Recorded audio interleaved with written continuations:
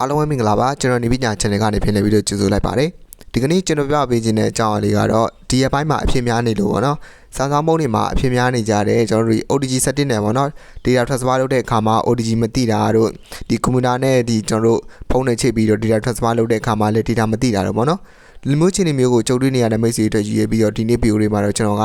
စာဆောင်ပုံးတွေမှာအဖြစ်များဆုံးဖြစ်တဲ့ USB debugging မှိန်နေတဲ့ပြဿနာကိုအလွယ်တကူဖြေရှင်းလို့ရတဲ့ manual လေးအကြောင်းကိုဒီနေ့ video တွေမှာ sharing လုပ်ပြီးသွားဖြစ်ပါတယ်။ဒါကြောင့်မလို့မိတ်ဆွေကစာဆောင်ဖုန်းတစ်လုံးကင်ထားတယ်ဆိုရင်တော့ကျွန်တော်ဒီနေ့ video တွေကိုအဆုံးထိရှုပေးစေချင်ပါတယ်။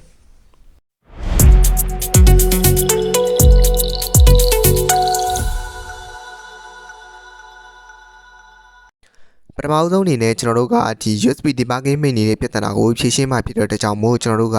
သူ့ရဲ့ဖုန်း setting တွေကိုအရှင်းဆုံးဝင်လိုက်မယ်ပေါ့နော်။ setting တွေကိုဝင်လိုက်မယ်။ setting တွေကိုရောက်ပြီးဆိုရင်ကျွန်တော်တို့ကသူ့ရဲ့ဒီ setting ထဲမှာပေါ့နော်အရင်ဆုံးကျွန်တော်တို့က setting security and privacy ဆိုတဲ့ test တွေကိုအရင်ဆုံးသွားမှာဖြစ်ပါတယ်။ဒါကြောင့်မို့ကျွန်တော်တို့က security and privacy setting တွေကိုဝင်လိုက်မယ်။ security and privacy setting တွေကိုရောက်ပြီးဆိုရင်ကျွန်တော်တို့ကဒီအောက်လေးကိုနည်းနည်းဆွဲလိုက်ပြီးဆိုရင်ပေါ့နော် auto blocker ဆိုတဲ့ test တွေရှိတယ်အဲ့ဒီ test တွေကိုကျွန်တော်ဝင်လိုက်မယ်ပေါ့နော်။အဓိကကကျတော့ကျွန်တော်တို့ကဒီ auto blocker ဆိုတဲ့ setting လေးကို on ထားတာဖြစ်တဲ့အတွက်ကြောင့်ပေါ့နော် USB debugging မှိန်နေရခြင်းဖြစ်ပါတယ်။ USB debugging မှိန်သွားတဲ့အကြောင်းရင်းကတော့ကျွန်တော်တခါလေးကြရင်ကိုယ့်အောင်မှားနေလိုက်တာဒါမှမဟုတ်ကျွန်တော်တို့ကဒီ auto blocker လေးကသူ့ဟာသူ update ဖြစ်ပြီးတော့ဗောနော်ဒီမျိုး on သွားတဲ့ခါမျိုးကြရင်လည်းဒီလိုမျိုးပြဿနာကိုကြုံတွေ့နိုင်ပါတယ်ဒီကျွန်တော်တို့ပြခဲ့တဲ့ Samsung ဖုန်းကတော့ Samsung Galaxy M34 5G ပါနော်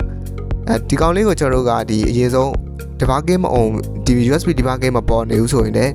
သူ့ရဲ့ setting တွေကိုတွားပြီးတော့ဒီ pin number ကိုဗောနော်9ချက်ခောက်ပေးလိုက်ပါ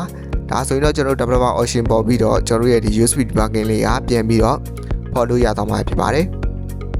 ကျွန်တော်ဒီနေ့လုပ်ပြခဲ့တဲ့နည်းလမ်းကိုတော့ကျွန်တော်ဒီ Samsung ဖုန်းတွေကနေပေါ့နော်ကျွန်တော်ဒီတစ်လုံးနဲ့တစ်လုံး data transfer ကူးတာပဲဖြစ်ဖြစ်ဒါမှမဟုတ် OTG setting ကိုထိုးပြီးတော့ data transfer လုပ်တာပဲဖြစ်ပေါ့နော်ဒီလိုမျိုးခြေနေမျိုးမှာ device မသိတဲ့အခါမျိုးကြာရင်ကျွန်တော်တို့ကဒီ USB debugging လေးကို on ပေးလိုက်ပေါ့နော်ဒီမျိုးခြေနေမျိုးနဲ့ကြုံတွေ့နေရတဲ့အခါမှာဆိုရင်တော့ကျွန်တော်ဒီနေ့ video ကိုကြည့်ပြီးတော့